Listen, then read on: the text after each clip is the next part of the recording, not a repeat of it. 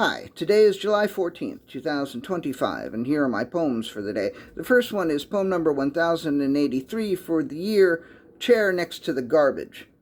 You look tired. Why don't you have a seat? Here is a seat next to the garbage. Take a load off and relax. Forget about all of your cares and concerns of the day. Stop worrying about whether there is any difference between cares and concerns. Sit right here by the pier in this chair next to the garbage and take some long, deep breaths. Try to decide whether the smell you smell is the East River or the garbage next to your chair. There you go. Now close your eyes.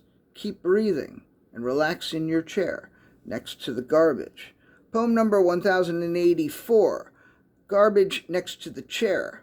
The garbage was outraged. That chair is not the chair next to the garbage. Rather, I am the garbage next to the chair. Or if you prefer, we are the garbage next to the chair. You can think of us as existing singularly or as a plurality. You can think of us as an individual garbage or as a collection of garbages.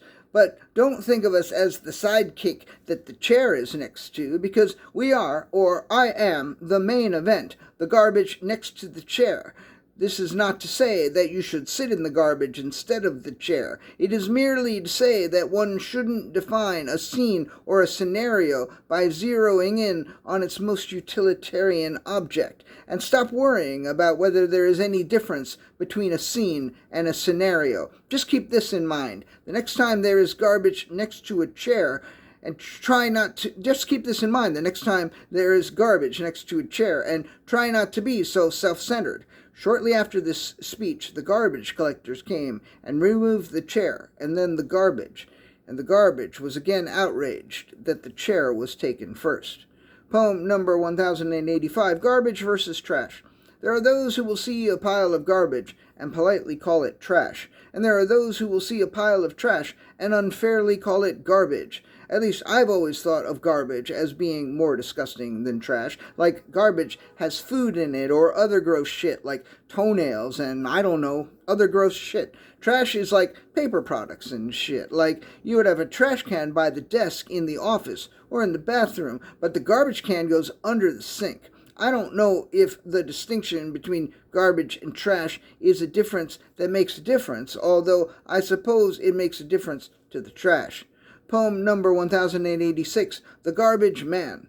The man was entirely made of garbage, like tomatoes and onions and other table scraps and used napkins and orange peels and shit like that. But he was a man with human needs, even though he wasn't human. He was garbage. His personality wasn't garbage. He was witty and charming and extremely polite and deferential, and he didn't smell as badly as you would think he would, considering his composition. Still, it was unrealistic of him to think he was going to get a date on Saturday night or any other night, because he was a garbage man. He was a man made of garbage, and that is nobody's fetish. Garbage is nobody's kink. Last poem of the day, poem number 1087, The Garb Age. Everyone who lived in the age of garb would dress up in their finest clothing and sit around and gab in their garb about the age they were living in. The garb age was characterized by the highest of high fashion, fast fashion, slow fashion, fascistic fashion, facile fashion, difficult fashion. Nudity was frowned upon during the garb age. People even dressed up all fancy just to go to bed. If you're into fashion and clothing, you would have loved the garb age, but I'm not a fancy dresser at all. If I had lived in the garb age, I wouldn't have had a thing to wear, and nudity was frowned upon in the garb age. All right, that's it. Thank you. I appreciate you.